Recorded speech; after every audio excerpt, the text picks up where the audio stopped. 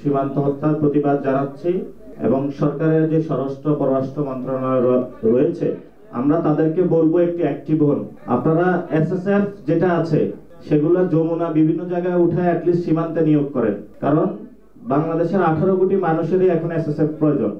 এজন্য আমরা এই প্রোগ্রাম থেকে সীমান্ত হত্যায় যারা অতীত শহীদ হয়েছেন, যারা হেনস্থার শিকার হচ্ছেন, আমরা এই প্রোগ্রাম থেকে তীব্র নিন্দা জানাচ্ছি ভারত সরকারের প্রতি এবং আন্তর্জাতিক সম্প্রদায়ের কাছে আহ্বান যে আন্তর্জাতিক যে সীমারেখাগুলো রয়েছে, ভারতের মতন একটি খুনি বর্বর বাহিনী জন্ম দিয়েছে বিএসএফ, দ্রুত তাদেরকে বিচারের কাঠগড়ায় দাঁড় করিয়ে দৃষ্টান্তমূলক শাস্তির মাধ্যমে নতুন বিশ্ব, যে শান্তির বিশ্বের কথা বলি, সেই বিশ্ব আমরা প্রতিষ্ঠা করতে পারবো বলে আশা করি। না হয় যেই শান্তিমূলক যে কথাগুলো আমরা বলি এগুলো হলো ফুলজুরি কথার মধ্যেই থেকে যাবে।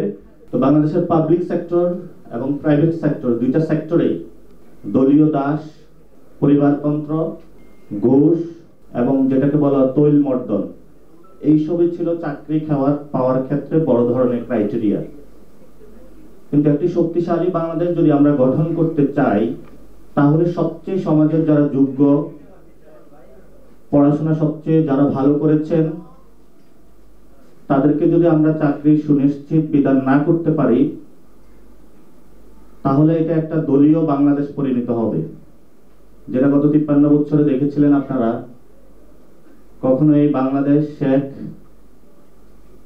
কখনো হলো জিয়া, কখনো হলো এরশাদ ফ্যামিলি, বিভিন্ন ফ্যামিলি পরিচালিত করেছিল।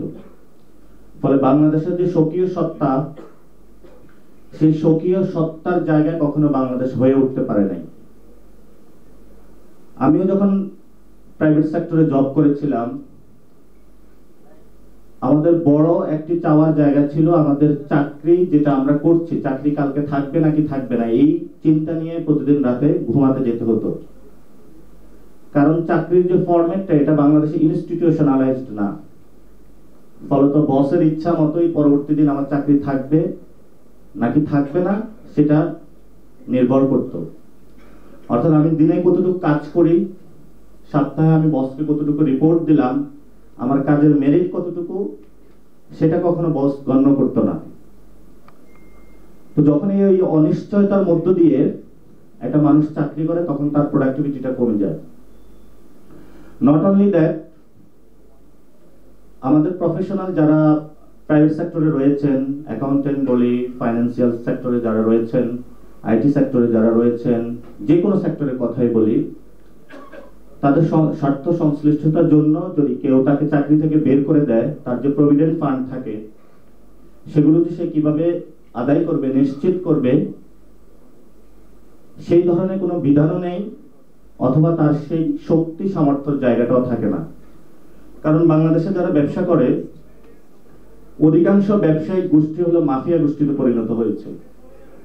ফলত আমাদের ইলেকশন কমিশন যে ধরনের জঙ্গলি কায়দায় চলে, তারাও নিজেদের মর্জি মাফিক ইচ্ছা মতন হলো কর্মীদের উপরে, এটা হোয়াইট কালার বলি, ব্লু কালার বলি, একজন মালি বলি, কর্মচারী বলি, সিইও বলি, লিড বলি, কোলিড বলি, সবার ক্ষেত্রে সে একই রোল হলো বাস্তবায়ন করে। এবং একজন ব্যাংকার যারা বাংলাদেশে চাকরি করছে,